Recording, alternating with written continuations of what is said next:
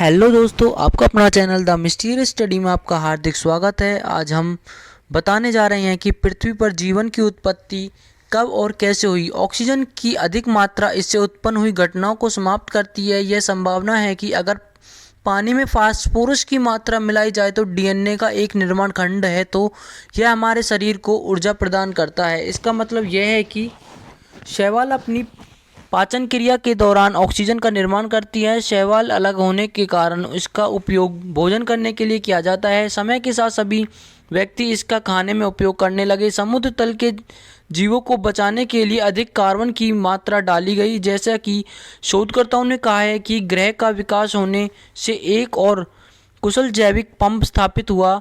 यह ऑक्सीजन और फास्फोरस का परिवर्तन अजय था। माइनन हिंद स्नोबॉल के बाद यह समुद्र की सतह उष्णकटिबंधीय क्षेत्रों से लगभग 60 डिग्री सेल्सियस तक गर्म हुई, तो शैवाल ने ध्रुव को अपना रास्ता बनाया। जीवन के रूप में हम जानते हैं कि ऐसा लगता है कि एक ग्रह के गर्म पानी में उबलना होता है जो स्नोबॉल और ग्रीन हाउस के बीच रहता है। लगभग 550 मिलियन वर्ष पहले जलवायु स्थिर थी और हम इसे जानवरों को सिर, पूंछ और आंतरिक अंगों के साथ बढ़ते हुए देखते हैं।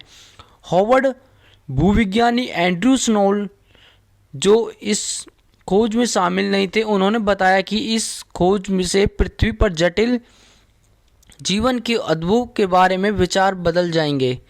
मूल्त ब्रॉक्स और उसके सहयोगी के काम को पता चलता है कि जीवन के विकास के लिए पर्यावरण में परिवर्तन करना जरूरी होता है। अगर समुद्र में ऑक्सीजन की मात्रा नहीं होगी तो कोई भी जानवर नहीं रह पाएगा।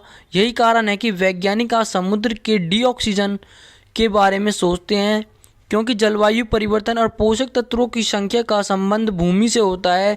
डीऑक्सीजन क्षेत्र, जिनको मृत क्षेत्र कहा जाता है, इस ग्रह के जैविक पंप को धीमा कर देगा और इसको बंद कर देगा। पृथ्वी पर गौरवशील भौगोलिक मशीन के समान है और इससे ऐसी प्रक्रियाएं होती हैं जिससे पूरा होने से लाखों साल लगते हैं। ये प्रक्रिया जनसंख्या की पूरी तरह से बदल सकती है। कभी कभी इसका मतलब यह है कि जीवन में के साथ सीखता है, जैसा यह महासागर के ऑक्सीजन और फास्फोरस के उदय के दौरान हुआ था, लेकिन कभी कभी इसे मृत्यु भी